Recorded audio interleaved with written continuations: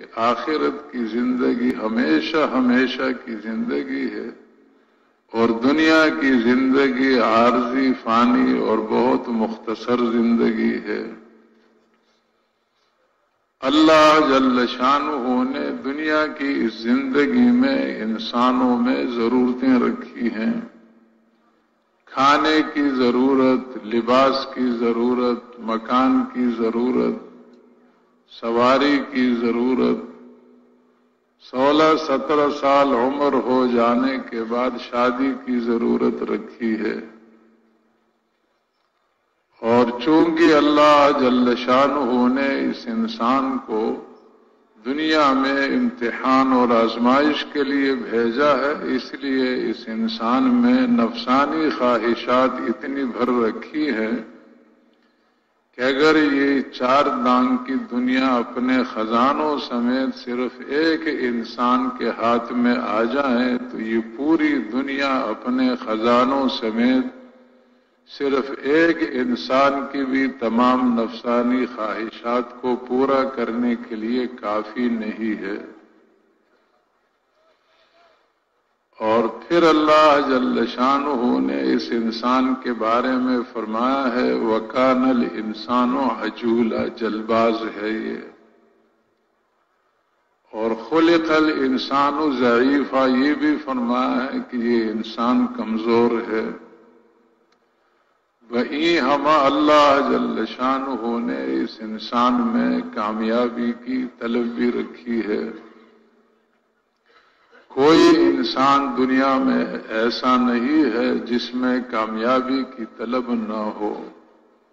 بشرطے کہ وہ پاگل دیوانہ نہ ہو۔ ہر انسان میں اللہ نے کامیابی کی طلب رکھی ہے، تو ایسا نہ ہو کہ یہ انسان کہیں اپنی ضرورتوں سے، خواہشات سے، یہ انسان اپنی جلبازی یا ضعف اور کمزوری سے متاثر ہو کر ایسا راستہ جس میں اس کی سراسر ناکامی ہے، یہ اس میں کامیابی سمجھ کر اس پر چل پڑے، یا اس کے برعکس ایسا راستہ کہ جس میں اس کی سراسر کامیابی ہے، ہر طرح کی کامیابیاں ہیں، اور یہ اس میں ناکامی سمجھ کر اس سے بچنا شروع کر دے۔ اندھا دھن یہ انسان نہ رہے،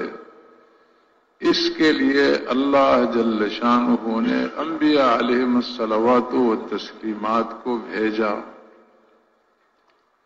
تمام انبیاء علیہم الصلوات و تسلیمات کی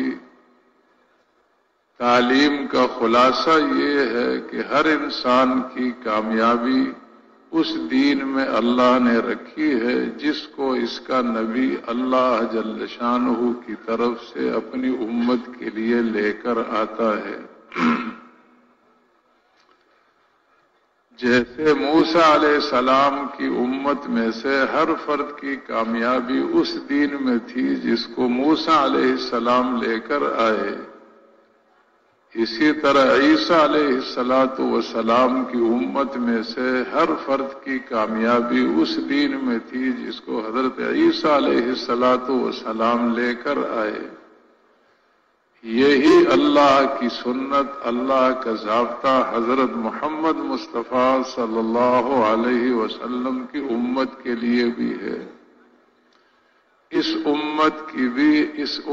کی بھی ہر فرد کی کامیابی اس دین میں ہے جس کو حضرت محمد مصطفیٰ صلی اللہ علیہ وسلم لے کر آئے۔